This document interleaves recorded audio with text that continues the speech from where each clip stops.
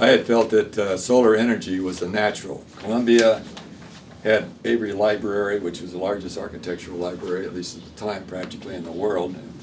Publications going all the way back to the Renaissance, so preservation, historic preservation was a natural specialization for Columbia.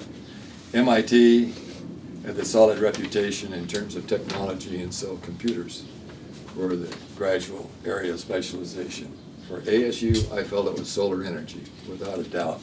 The expertise existed with the faculty, and I thought was well used with John Yellett and others, and engineering also had a number of people in the area. There had been some exhibitions on solar energy that Dean Elmore had put together, and this was very early, but right now they're talking about sustainability, which is exactly what we were doing at that time under another name.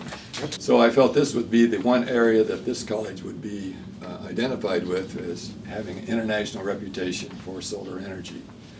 Some things happened, so we did that. We started to put the program together, we combined that, and we put it in with urban planning and landscape architecture into what was called a Department of Environmental Planning, and a degree to go along with it, a master's degree in that area.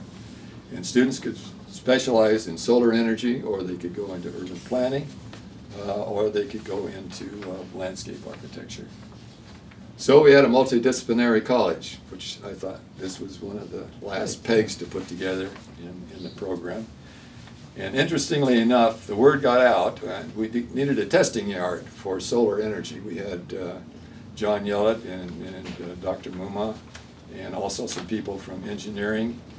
And we had no space. There was no outdoor space. Everything was in the building. So there was a house that was little used on University Way, and got the backing of Dannenfeld, and so we got that space, and that became our solar testing yard.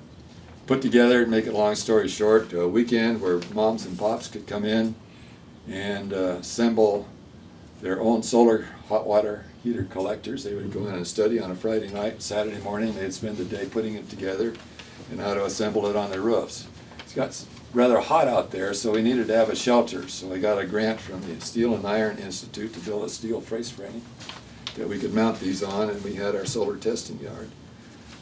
Then Harvard heard about us, and a professor at Harvard that I knew heard that I was doing that and wrote about what we were doing in solar energy and so on. So she sent out the entire class from the Graduate School of Design at Harvard University to visit and see what we were doing in solar energy.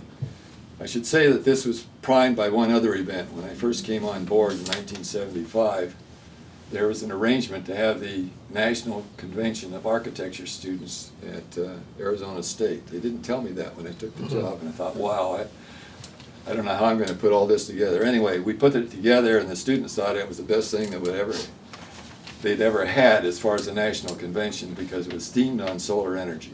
So the word was out nationally at that point from the students. But when Harvard came to visit, well, that was the other great event was that ASU had great athletic teams, great football teams. Remember Frank Cush's days and all that sort of thing, and also great baseball teams.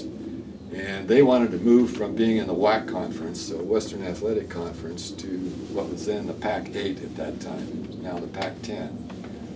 And there was a big investigation that those schools had. They wanted to expand, but they wanted to be sure that the universities that wanted to enter into this were on the same par academically as were their other programs, UC Berkeley, UCLA, and USC, and Oregon, and those schools. So they sent a team around, and the only two things they thought, or at least they reported to the press, was that they thought that the ASU's Business College was great, and they thought that the College of Architecture was also great. And I always kept that clipping, and felt that that was a real send up. The other thing they mentioned was they thought that there was promise for solar energy to become an international reputation that could be built for ASU. And that fit right in with what I was doing at the time and what the faculty were doing. So.